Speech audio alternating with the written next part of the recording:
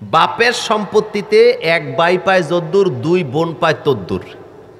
খেয়াল করেন, এখন কোনো বাপের কাছে 2 লাখ টাকা আছে, এই 2 লাখ টাকা রেখে তিনি মারা গেলেন, তার এক ছেলে 2 মেয়ে, তাহলে ছেলে পাবে কয় লাখ? আর 2 মেয়ে পাবে কত কত? এবার দেখেন, ছেলের কাছে আছে 1 লাখ, বাপের সম্পদ থেকে পাইছে, আর বোনদের কাছে আছে কত কত? 50। এবার খেয়াল করেন, ভাই সিদ্ধান্ত নিছে বোনদেরকে বিয়া না দিয়ে আমি বিয়া করুম না। এখন প্রথম বোন বিয়ে দিছে, ওই বোন মোহরানা পাইছে স্বামীর থেকে 1 লাখ। কয় লাখ? তাহলে আগে তার কাছে বাপের কাছ থেকে পাইছে কত? এখন মোহরানা পাইছিল কত? তাহলে বোনের কাছে এখন কত আছে? এই তো বুঝছেন। দ্বিতীয় বোন আবার বিয়ে দিছে, ওই বোনেরও মোহরানা 1 লাখ, আগে বাপের কাছ থেকে পাইছে কত? তাহলে কত হয়েছে? তাহলে 2 বোনের কাছে এখন কত কত আছে? এবার ভাই গেছে বিয়ে করত, ভাই বিয়ে করতে বিয়ে করতে আইসা উনি মোহরানা দিছে 1 লাখ। যুবকেরা কথা কয় না? এখন ওনার কাছে কত আছে? তো নারীদের কাছে কত আছে? বোনদের কাছে এখনো 1.5 করে আছে। ভাই মোহরানা দেওয়ার কারণে ভাইয়ের কাছে 0। এরপরও 40 বছর বয়সে বোনটা যখন বিপদে পড়ে, স্বামীর বাড়িতে যখন গ্যাঞ্জাম লাগে, ভাইয়ের দরজা বোনের জন্য সারা জীবন খোলা আছে না না? তো তুই বুদ্ধিজীবী হইলি কেমনে? তোর মাথার তো বুদ্ধিই নাই, তোর মাথায় কি নাই? কথা কি বুঝতেছেন? কোন কোন ধর্মে আছে, নারীরা যদি তার স্বামীর হাতে মাইর খায় এটাই সওয়াব। কথা কি বুঝতেছ? একটু জোরে আওয়াজ দিতে হবে। যেমন ভারতের রাজস্থানে একটা আকীদা আছে, তাদের স্বামীর হাতে যত মাইর খাবে, যেই জায়গায় খাবে এই জায়গাটা বেচতে যাবে।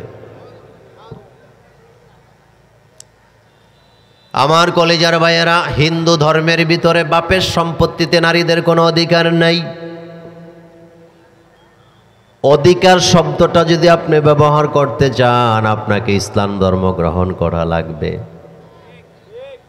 মুসলিম ধর্মের ভিতরে বাপের সম্পত্তিতে মেয়ের অধিকার পর্যাপ্ত পরিমাণে আছে না নাই? এরপরও কিছু বুদ্ধিজীবীরা ঠোল খারাপ ইসলামের বিরুদ্ধে কথা বলে। কথা বুঝেন, আমাদের বাংলাদেশে কিছু বুদ্ধিজীবী আছে, হিন্দু ধর্মের ভিতরে নারীদের বাপের সম্পত্তিতে কোনো অধিকারই নাই, এটা নিয়ে কোনো মাতামাতি নাই, কিন্তু ইসলাম ধর্মের ভিতরে বাপের সম্পত্তিতে 1 ভাই যদ্দূর পায়, 2 বোন তদ্দূর পায়, এখানে অর্ধেক পাইল কেন? এই জন্য বিভিন্ন মঞ্চ বানাইয়া ইসলামের বিরুদ্ধে সারাক্ষণ গলাবাজি করে এমন বুদ্ধিজীবী আমার বাংলাদেশে আছে না নাই? এদের মাথার মধ্যে গন্ডগোল আছে আমার ভাইয়ের। আপনারা বলবেন কিভাবে? আগে বুঝেন, আল্লাহ রাব্বুল আলামিন যখন কোনো আইন করেন, সূক্ষ্মভাবে আল্লাহ আইনটা করেন যাতে বান্দার কোনো কষ্ট না হয়। লা ইউকাল্লিফুল্লাহু নাফসান ইল্লা উসআহা লাহা। আল্লাহ বলেন, আমার বান্দার কোনো কষ্ট হবে এমন কোনো আইন আমি প্রণয়ন করি না, বরং বান্দার জন্য সহজ করার জন্য ইসলাম নাযিল করেছেন কে? বিশ্বনবী বুখারীতে বলেছেন, ইয়াসসিরু, তোমরা সহজ করো।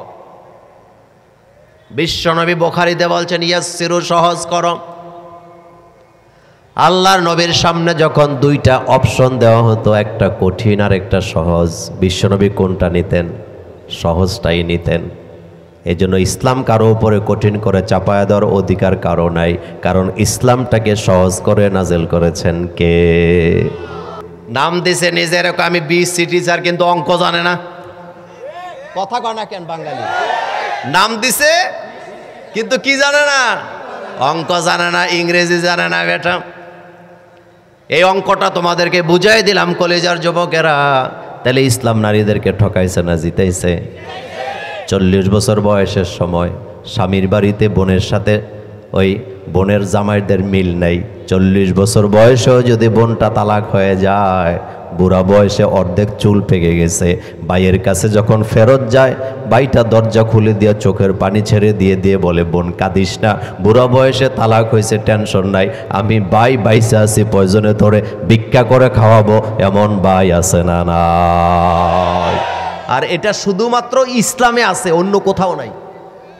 সুবহানাল্লাহ কইতে মন চায় না? এটা কোথায় আছে? তাইলে যারা বলে ইসলাম নারীদেরকে ঠকাইছে তারা বুদ্ধিজীবী নাকি তারা ফল খারাপ? এতে কোনো সন্দেহ?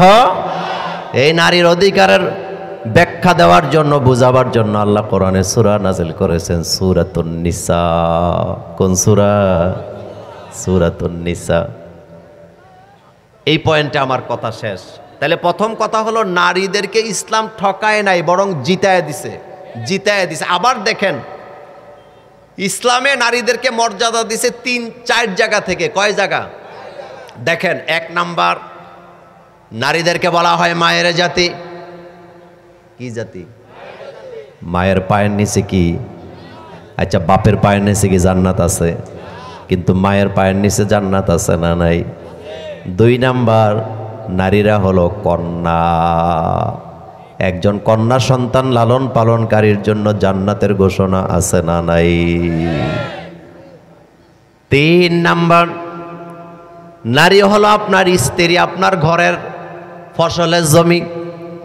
যেই জমিনে ফসল ভালো হয় সেই জমিন কেনার জন্য মানুষ পাগল হয়ে যায়, বিছনা বাড়ি কেনার জন্য মানুষ পাগল হয়, কারণ এটাতে দান না করলে সবজি করা যায়। আর নারীদেরকে আল্লাহ ফসলের জমিনের সাথে তুলনা দিয়া জানায় দিছে, ও পুরুষেরা, তোমার নারীটা যদি ভালো হয়, তোমার ঘরে বিশ্ববিখ্যাত স্কলারশিপ পাওয়ার মতো সন্তান জন্ম দেওয়ার সম্ভাবনা আছে না না? 4 নাম্বার, নারীরা হলো বোনের জাতি। সহিহ মুসলিমের হাদিসে আল্লাহর নবী বলেছেন, কারো যদি 2টা বোন থাকে, ওই বোন 2টাকে যদি লালন পালন করে, পাত্রস্থ করে, আল্লাহর 2টা জান্নাত তার জন্য ওয়াজিব হয়ে যায়। তাহলে আমরা পুরুষেরা জান্নাতে যাওয়ার জন্য নারীদেরকে দরকার লাগে। হয় মা লাগবে, না হয় স্ত্রী লাগবে, না হয় নিজের মেয়ে লাগবে, না হয় বোন লাগবে। সুবহানাল্লাহ কয় না কেন? কথা কি বুঝাইতে পারলাম? আমরা পুরুষেরা জান্নাতে যাইতে হইলে নারীদেরকে লাগে, হয় মায়ের পায়ের জান্নাত লাগবে, নতুবা স্ত্রীকে ভালোবাসা দিয়া, পর্দায় রাইখা, ভালো সন্তান জন্ম দিয়া, নেককার সন্তান জন্ম দিয়া দোয়া নেওয়া লাগবে। 3 নাম্বার, কন্যা সন্তান যদি হয়, লালন পালন করলে জান্নাতে যাওয়া যায়। 4 নাম্বার, নিজের বোনকে যদি হক আদায় করে, জান্নাতের ঘোষণা আছে না না? পৃথিবীর কোন ধর্ম এই কথা বলতে পেরেছে? কোন ধর্ম? পৃথিবীর কোন ধর্ম বলতে পারছে তোর মায়ের পায়ের নিচে জান্নাত? পৃথিবীর কোন ধর্ম বলতে পারছে তোমার স্ত্রী তোমার ফসলের জমি? পৃথিবীর কোন ধর্ম বলতে পারছে তোমার কন্যা সন্তান তুমি লালন পালন করলে জান্নাত পাবা? পৃথিবীর কোন ধর্ম বলতে পেরেছে তোমার বোনকে লালন পালন করলে জান্নাতে যেতে পারবা? একমাত্র ইসলাম, একমাত্র ইসলাম, একমাত্র ইসলাম। Islam is the complete code of life. এটাই বলেছে মেয়েদের সাথে তোমাদের জান্নাতের সম্পর্ক আছে। আমার কলেজের ভাইয়েরা, কোরআনের ব্যাপারে আমার 3 নাম্বার কোশ্চেন আজকে আপনাদের কাছে। এই পৃথিবীতে গান বাজনা আছে না নাই? কথা কন না কেন? গান দিনে দিনে মডিফাই হইতে হইতে এমন জায়গায় গেছে, শুধু ল্যাংটা হওয়া বাকি রাখছে। কদিন আগে দেখলাম একজনে গান গায়, টিপ্পা দে, কোন আপনারা শুনি আমি, কি বলতেছে? টিপ্পা দে আমারে টিপ্পা দে। তো তোর মাথা ঠিক আছে হইনি জি? আপনারা আশ্চর্য হবেন, কলিজা ফেটে যায় যখন এই সমস্ত গানগুলো আমাদের যুবকেরা শোনে, কলিজার মধ্যে আঘাত লাগে। তুই কি শুনতেছস?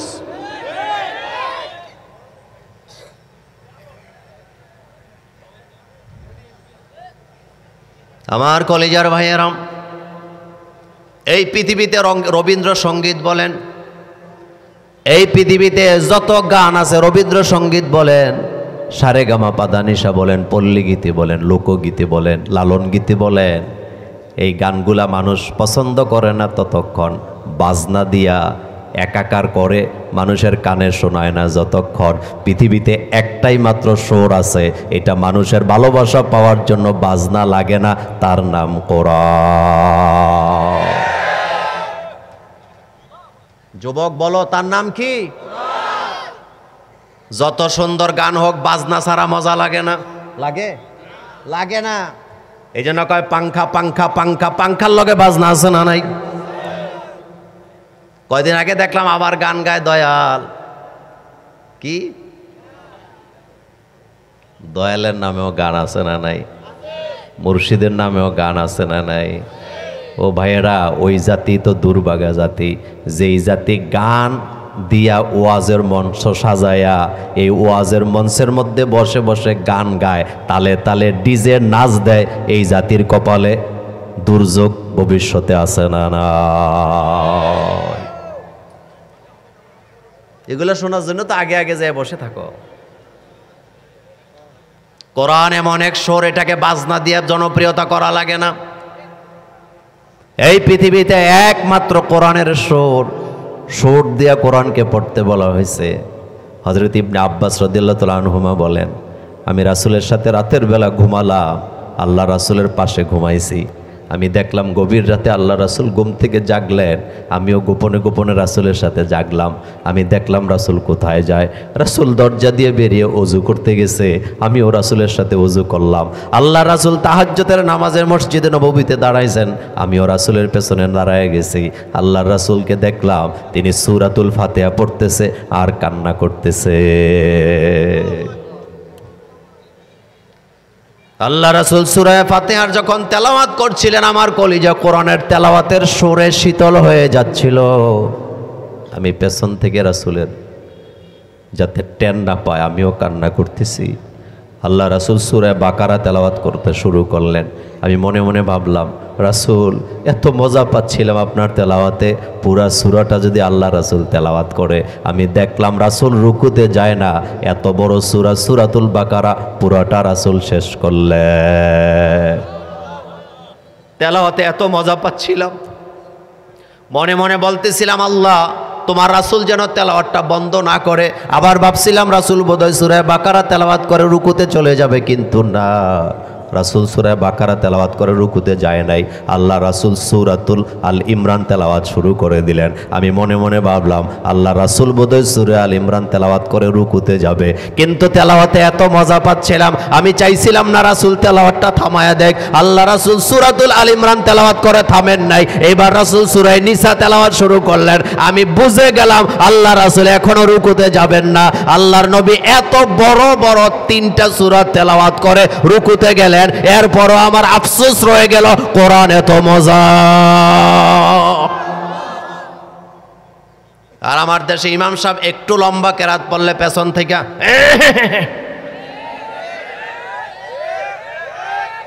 কথা কর না কেন? তা আপনার গলার মধ্যে ক্যান্সার হইছে। আমি বুঝাইতে চাইলাম, কোরআনের সুর ভালোবাসতে কোনো বাজনা লাগে নাকি? আবার গান আসে হারায়া যায়, কয়দিন পরে এটার খবর। এই যে বাদামলা এখন আছে কই? 10 পয়সা দিয়েও তার গান এখন আর কেউ শুনে না। শুনে? কথা কয় না কেন? শুনবে না, কারণ এগুলা শোনার জন্য আসে না, এগুলা বাতাস, আসে চলে যায়। টিকে থাকার জন্য একটা সুর পৃথিবীতে নাজিল হয়েছে, সেটা কোরআনের সুর। মাঝে মাঝে আমাদের দেশে অনেকে ফতুয়া দেখে সুর দিয়া ওয়াজ করা জায়েজ নাই। আপনারা বলছে কেটায়? মানুষের কণ্ঠের মধ্যে সুর দিছে কে? আচ্ছা, এখানে অনেক আলেম ওলামারা আছেন, জান্নাতীরা যেদিন জান্নাতে যাবে সেখানে সুর দিয়া দাউদ আলাইহিস সালাম কোরআন পড়বে কি পড়বে না? আচ্ছা, দাউদ আলাইহিস সালামের কণ্ঠের কথা, সুরের কথা কোরআনে আছে না নাই? মুহাম্মদ সাল্লাল্লাহু আলাইহি ওয়াসাল্লামের সুরের কথা কোরআনে আছে না নাই? জান্নাতীরা যেদিন জান্নাতে যাবে, দাউদ আলাইহিস সালাম সূরাতুল বাকারা তেলাওয়াত করে শোনাবে। এবার বিশ্ব নবীকে আল্লাহ বলবেন, হাবিব আপনি কোরআন পড়ে শোনান। আপনার আমার নবী সূরাতুল ইয়াসিন তেলাওয়াত করে শোনাবে। এবার মানুষগুলা, মোমেনগুলা চিৎকার দিয়ে বলবে, আল্লাহ নবীর কণ্ঠে কোরআন শুনলাম, দাউদ আলাইহিস সালামের কণ্ঠে কোরআন শুনলাম, কিন্তু যেই কোরআনের জন্য রক্ত দিলাম, যেই কোরআনের জন্য ফাঁসির মঞ্চে গেলাম, যেই কোরআনের জন্য রক্ত খাইলাম, রক্ত দিলাম, যেই কোরআনের জন্য ফাঁসির মঞ্চে গেলাম, যেই কোরআনের জন্য জেল খাটলাম, রিমান্ডে গেলাম, সেই কোরআন তুমি নাজেল করেছ, তোমার কণ্ঠে কোরআন শুনতে চাই। চাই কি না? কার কণ্ঠে চাই? সেদিন আল্লাহ রাব্বুল আলামিন নিজে তার বান্দাদেরকে সূরাতুল আর রহমান তেলাওয়াত করে শোনা দিবে। আমি বুঝাইতে চাইলাম ভাইয়েরা, কোরআনের সুরের ভিতরে মজা আছে না নাই? এই যে আমাদের হাফেজ তাকরিম তেলাওয়াত করে, আমি কিন্তু হাফেজ তাকরিম, হাফেজ জাকারিয়া সহ আজকে যাকে আপনারা দাওয়াত দিয়েছেন ওদের তেলাওয়াত আমি খুব বেশি বেশি শুনি। হাফেজ তাকরিম যখন তেলাওয়াত করে, বিশ্বাস করেন কোনো বাদ্যযন্ত্র আছে নাকি, কিন্তু শূন্য দেখে আপনার কলিজা শীতল হয়ে যাবে। আমি শুধু এই কথাটাই বুঝাইতে চাইলাম, এই পৃথিবীতে গান বলেন বাজনা বলেন এগুলা একসাথে করে তালে তাল না মিলাইলে মানুষ এটা গ্রহণ করে না। একটা মাত্র সুর, এটা পুরানো হয় না, এটা হারিয়েও যায় না, এটা বাজনা ছাড়া মজা লাগে, তার নাম হলো কোরআন। এখন আপনাদের কাছে জানতে চাই, কোরআন শুনতে যদি এত মজা লাগে, কোরআন শুনতে যদি এত মজা লাগে, কোরআনের আইন দিয়ে যদি দেশটা চালাইতে পারতেন তাহলে মজা আরও কম হইতো না বেশি হইতো? এখন আর কথা কয় না, মজা কম হইতো না বেশি হইতো? আবু জাহেল, আবু লাহাব, উতবা, সাইবা, মুগিরা কাবার চত্বরে মাকামে ইব্রাহিমে দাঁড়ায়া বিশ্বনবী কোরআন তেলাওয়াত করতেছেন রাতের বেলা, অন্ধকার। আবু জাহেল এক কোনায়, আবু লাহাব এক কোনায়, উতবা, সাইবা, মুগিরারা হাতিমে কাবার পেছনে দাঁড়ায়া লুকায় লুকায় কোরআন শোনে। সবে সাদেকের সময় রাসূল তেলাওয়াত বন্ধ করছে, সবগুলো রওনা দিছে একদিকে, একটা আরেকটারে জিজ্ঞেস করতেছে, কিরে গেছিলি কোথায়? আবু সুফিয়ান না চালাক মানুষ, আবু সুফিয়ান না কয়, ভাই ইসলাম মানি না, মুহাম্মদ সাল্লাল্লাহু আলাইহি ওয়াসাল্লামের উপর ঈমান আনি না, কিন্তু বুঝি না রাতের বেলা মুহাম্মদ সাল্লাল্লাহু আলাইহি ওয়াসাল্লামের কণ্ঠে কোরআন না শুনলে ভালো লাগে না।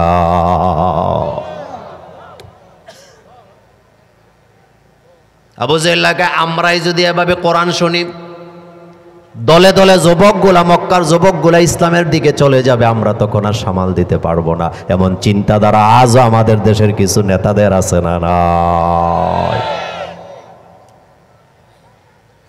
আবু জাহেল কয়, তাহলে কি করা দরকার? কয়, কোরআন শোনা বন্ধ। লা তাসমাউ লিহাজাল কোরআন, কোরআন শোনা যাবে না। আইন পাশ করা হলো, সিগনেচার দিছে আবু জাহেল, আবু লাহাব, উতবা, সাইবা, মুগিরারা মক্কার পার্লামেন্টে আইন পাশ করে দিছে, কোরআন শোনা যাবে না। কোরআন শুনলেই কেমন কেমন হয়ে যায়। আইন পাশ করে সবারকে কপি দিয়ে দিছে আর বলে দিছে, খবরদার আজকের পরে মুহাম্মদ সাল্লাল্লাহু আলাইহি ওয়াসাল্লামের কণ্ঠে কোরআন শোনা যাবে না। এবার তারা পাবলিসিটি করে দিল, খবরদার মুহাম্মদ সাল্লাল্লাহু আলাইহি ওয়াসাল্লামের কাছে যাওয়া যাবে না, এটা একটা পাগল, মুহাম্মদ কি তেলাওয়াত করে শোনা যাবে না, কি বলে শোনা যাবে না, তার দিকে তাকানোও যাবে না। কথা কি বুঝতেছেন আপনারা? একথা বলে আইন করছে। রাতের বেলা আজকে আবু সুফিয়ান নাই মনে মনে কয়, গতকালকে আইন হয়েছে, আজকে তো কেউ কথা কয় না, আজকে তো কেউ যাবে না, সুযোগ পাইছি, আজকে আমি একটু কোরআন শুনে আছি। আবু জাহেল গেছে, এবার আবু লাহাব কয় একই চিন্তা, আজকে তো কেউ যাবে না, আমি যাই। সবাই গেছে, একজনও বাকি নাই। এবার রাতের বেলা কোরআন শুনতে যাইয়া সারা রাত কোরআন পড়ার পর যখন ফজরের সময় হয়েছে, আল্লাহ রাসূল তেলাওয়াত বন্ধ করছে। এবার তিনোটায় দিছে দৌড়, একটার সাথে আরেকটার দেখা। এবার আবু জাহেল আবু সুফিয়ান রে কয়, কিরে গেছিলি কোথায়? কয়, তুই গেছিলি কই? কয়, তুই গেছ যেখানে আমিও গেছিলাম সেখানে। এটা কোরআন, বলেন এটা কি? এটা কোরআন, এটা কোরআন। তোর মোবাইলের মধ্যে টিকটকের ভিডিও, তোর মোবাইলের মধ্যে মমতাজের গান বাজে, পাঙ্কা পাঙ্কা টিপ্পা দে, এই গান দিয়া জান্নাতে যাওয়া যাবে না। জান্নাতে যদি যেতে চাও পুরা মোবাইলটাকে কোরআনের তেলাওয়াত দিয়া, আজহারের ওয়াজ দিয়া, আমাদের আবু তহান আদনানের ওয়াজ দিয়া ভর্তি করার দরকার আছে না নাই? চিল্লায় বলো, আছে না নাই? আমার মোবাইলে কোনো হিন্দি গান থাকবে না, অশ্লীল গান থাকবে না। রাজি আছো মুসলমান? দুই হাত উঁচু করে আমার আল্লাহকে দেখায় দাও।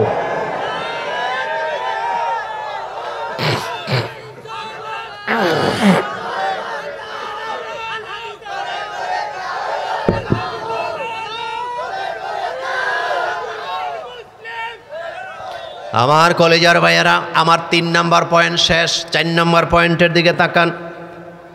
সূরাতুন নিসার প্রথম দিকে আল্লাহ ডাক দিছেন, ইয়া আইয়ুহান নাস, ও দুনিয়ার মানুষেরা, মানব জাতি, ইত্তাকু, ভয় করো, রব্বাকুম, তোমাদের রবকে, আল্লাযী, যিনি, খলাকাকুম, সৃষ্টি করেছেন তোমাদেরকে, মিন নাফসিন ওয়াহিদা, একজন থেকে, অখলাকা মিনহা, সেই একজন থেকে আবার সৃষ্টি করলেন জাওজাহা, তার স্ত্রীকে, তার বিবিকে, তার ওয়াইফকে।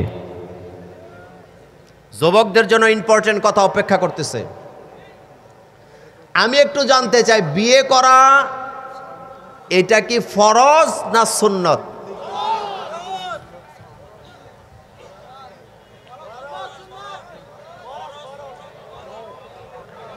তিন দল হইছে। এক দল কয় ফরজ, এক দল কয় সুন্নত, আর এক দল কয় কিচ্ছু কমু না, মোল্লাবাই যেদিকে আমরা সেদিকে। বিয়ে করা সুন্নত না ফরজ? তো তুমি করো নাই কেন? ফরজ বাদ দিলে গুনাহ আছে না নাই? তাহলে বিয়ে করা কি? আরো জোরে বলো। এই পৃথিবীতে অনেক বড় বড় আল্লাহর ওলি আছে, তারা বিয়ে করে নাই। তার ভিতরে হযরত শাহজালাল ইয়ামানি রাহিমাহুল্লাহ আছে না নাই? আচ্ছা, হযরত শাহজালাল রাহিমাহুল্লাহ তিনি কি বিয়ে করেছেন? কথা কেন তো? হ্যাঁ, হযরত রাবিয়া বসরি বিয়ে করছেনি? তাহলে বিয়ে করা ফরজ হলো কেমনে? কথার দিকে নজর দিতে হবে। বিয়ে করা এটা সুন্নত, কিন্তু বিয়ে করা যদিও সুন্নত, এই বিয়ে সুন্নত হওয়ার পরেও তুমি যদি পাপাচার থেকে বাঁচতে চাও, তুমি যদি জিনা থেকে বাঁচতে চাও, তুমি যদি চোখের জিনা থেকে বাঁচতে চাও, তুমি যদি হাতের জিনা থেকে বাঁচতে চাও, তুমি যদি পায়ের জিনা থেকে বাঁচতে চাও, জবানের জিনা থেকে বাঁচতে চাও, কানের জিনা থেকে বাঁচতে চাও, বিয়ে ছাড়া সম্ভব? কথা কয় না? বিয়ে ছাড়া সম্ভব? তাহলে বিয়ে দেরি করবে না তাড়াতাড়ি করা দরকার? পাশ্চাত্যের আইন বিয়ে করা কঠিন, জিনা করা সহজ, আর ইসলামের আইন বিয়ে করা সহজ, জিনা করা কঠিন। ইসলামের আইনে জিনা করলে কল্লা যাবে, বিয়ে করলে ডবল সওয়াব দিয়ে দিবে কে? এখন আসেন, এই কথাটার উপরে আমি আমার টপিক স্ট্রাকচার শেষ করব। খুবই গুরুত্বপূর্ণ কথা। আমাদের যুবকগুলা বিয়ে করতে পারে না প্রথম অবস্থায় মা বাপের কারণে। কার কারণ? কথা শোনেন আগে। আমার দেশের মা বাপের আকীদা হলো, ছেলেটার বয়স 22 বছর 25 বছর হয়ে গেছে, বিয়ে করায় না। এলাকার মুরব্বীরা কয়, তোমার ছেলেটা তো বড় হয়েছে, বিয়ে করাও না কেন? হ্যাঁ, তারে বিয়ে করামু, কামাই করে। বলে কি না? কথা কন না কেন? কি বলে? কামাই করে, কাজ করে না, তো বিয়ে করামু কেন? এবার আমার কথাগুলি আপনারা শোনেন আমার ভাইয়েরা। কামাই না করলে বিয়ে করতে পারবে না, এমন কোনো কথা কি কোরআন হাদিসের কোথাও আছে নাকি? আহারে, একটা জিনিস আমাদের মুরব্বীরা মা বাপেরা বুঝে না, সেটা কি? আমাদের যুবকগুলা ছেলেগুলা দায়িত্বশীল হয় না ততক্ষণ, বিয়ে করে না যতক্ষণ। এবার খেয়াল করেন, বিয়ের আগে স্কুল থেকে কলেজ থেকে যাইয়া শার্ট ঢিল মারে একদিকে, জুতা মারে আরেক দিকে, গেঞ্জি পরে থাকে আরেক দিকে, প্যান্ট পরে থাকে আরেক দিকে। এই ছেলেটা এলোমেলো জীবন, জীবনে কোনোদিন প্যান্টটা ধৌত করে না, এমনও প্যান্ট পরছে 3 মাস ধরে ধৌত করে না, এমন কলিজার টুকরা যুবক আমাদের দেবিদ্বারে নাই। কথা কয় না কেন? কয় মাস? এমনও প্যান্ট আছে লটকায় রাখছে 1 বছর, তার খবর নাই কোনটা দুইয়া কোনটা পড়ছে। কলেজ থেকে আইয়া ব্যাগ ডিল মারে এক জায়গায়, জুতা ফালায় রাখে আরেক জায়গায়, এবার মৌজা ফালায় রাখে আরেক জায়গায়, জামাটা আরেক জায়গায়, গেঞ্জিটা আরেক জায়গায়। আমার কলেজার ভাইয়েরা, এই যুবকগুলা সুশীল হয় তখন, এই যুবকগুলা দায়িত্বশীল হয় তখন বিয়ে করানো হয় যখন। তাহলে বোঝা গেল একজন যুবককে দায়িত্ব বুঝাইতে পারবেন না আপনি ততক্ষণ বিয়ে করে না যতক্ষণ। আপনি বাপ, আপনি এটা বুঝেন না কেন যে আমার ছেলেটাকে আমি যতক্ষণ বিয়ে না করাই সে দায়িত্ব বুঝবে না। আরো মজার কথা বলি, মোহরানা আমাদের দেশে কম ধরে না বেশি ধরে? কয় লাখ? এলাকায় কাজী আছে না নাই? এ ওয়াজ করলে কাজীরা আবার বেজার হয় কিনা জানি না, কিন্তু মহারানা 15 লাখ 20 লাখ দইরা ছেলেদের জাতা মারে এমন লোক আছে না? না, আমি আপনাদেরকে একটা কথা বলি, যুবক মাত্র লেখাপড়া শেষ কইরা বিয়ে করতে গেছে, মাস্টার্স পরীক্ষা দিছে, কামেল পরীক্ষা দিয়া বিয়ে করতে গেছে, তার কাছে টাকা আছে? কথা কন না কেন? তার কাছে টাকা আছে? তা আপনি যে 20 লাখ টাকা মোহরানা দলেন সে দিব কোত্থেকে? এবার এখানে অনেক বড় বড় আলেমরা বসে আছেন, বুখারীর হাদিসে আল্লাহর নবী বলতেছেন, ও যুবকেরা তোমরা বিয়ে করো একটা লোহার আংটির বিনিময়ে। বাংলাদেশে একটা লোহার আংটির দাম কত? হ্যাঁ, আরো জোরে বলে। হাদিসকে আমি বানায় বলছি না, বুখারী থেকে বলছি। আল্লাহর নবী বললেন তোমরা বিয়ে করো একটা লোহার আংটির বিনিময়ে। একজন সাহাবা বিয়ে করবেন, আল্লাহ রাসূল বললেন তুমি বিয়ে করো লোহার আংটির বিনিময়ে। তাইলে বোঝা গেল মোহরানা কারো গলায় চাপায় দেওয়া যাবে না। বরং আমি আজকে যারা বাপ আছেন তাদেরকে বলি, আপনার ছেলেটাকে আপনি কামাই করার আগে যদি বিয়ে করাইতে পারেন সে দায়িত্বশীল হবে। আর মেয়ের বাপদেরকে বলে দেয়, আপনি একটা সৎ ছেলে চাইয়া ভালো ছেলে দেইখা আপনার মেয়েটাকে বিয়ে দেন, প্রয়োজনে আপনি 10,000 টাকা মোহরানা দেন। এই ছেলে ভবিষ্যতে যখন স্টাবলিশড হবে 10 লাখ টাকা দেওয়ারও ক্ষমতা তার আছে না? আরে ভাই, আপনার মেয়েরে 10 লাখ টাকা দেওয়ার জন্য সময়টা তো আপনি দিবেন।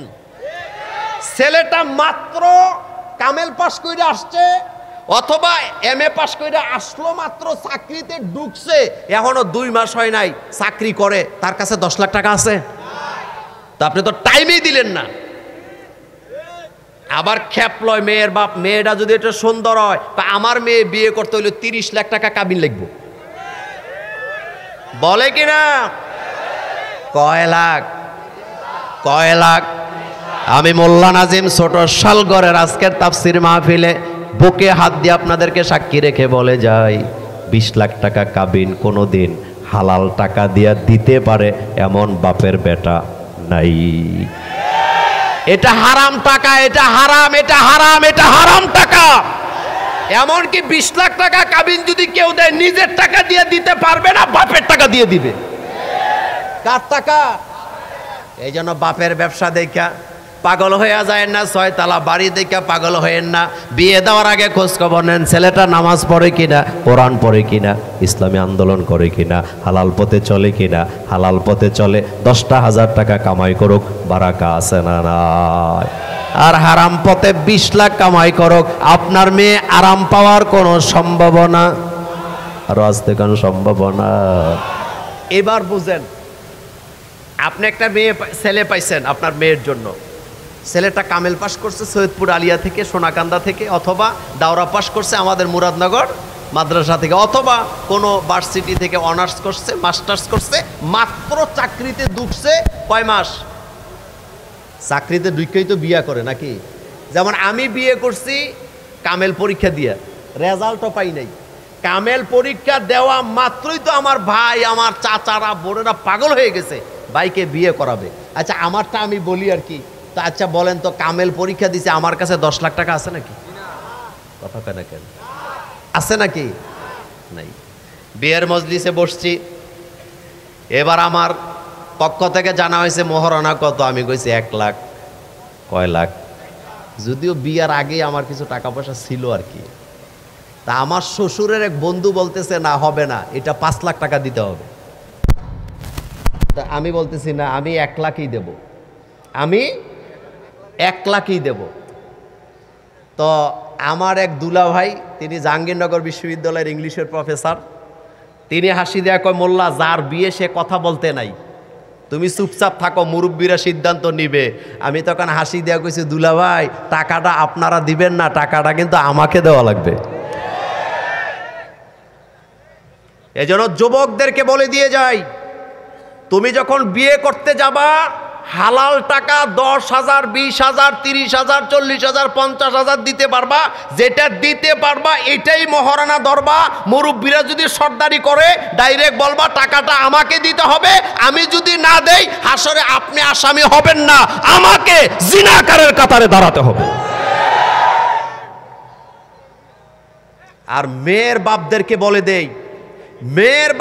বলে দেই, ছেলেটা হালাল কামাই করে কিনা শুধু এইটা দেখে বিয়ে দিয়ে দিয়েন, কোটি কোটি টাকা লাগবে না, আপনার মেয়ে সারা জীবন সুখে থাকবে। আর ঢাকা শহরের মতিঝিলে অফিস আছে, অমুক জায়গায় বাড়ি আছে, বিয়ে দিছেন, 50 লাখ টাকা কাবিন দিছেন, বিশ্বাস করেন এমনও হতে পারে এই ছেলে রাতের বেলা নেশা কইরা ঘরে আসবে অথবা পরকীয়ায় জড়ায়া যাবে, আপনার মেয়ের জীবনটা জাহান্নামের চাইতে কঠিন হওয়ার সম্ভাবনা আছে না? নাই? হালালের দরকার আছে না?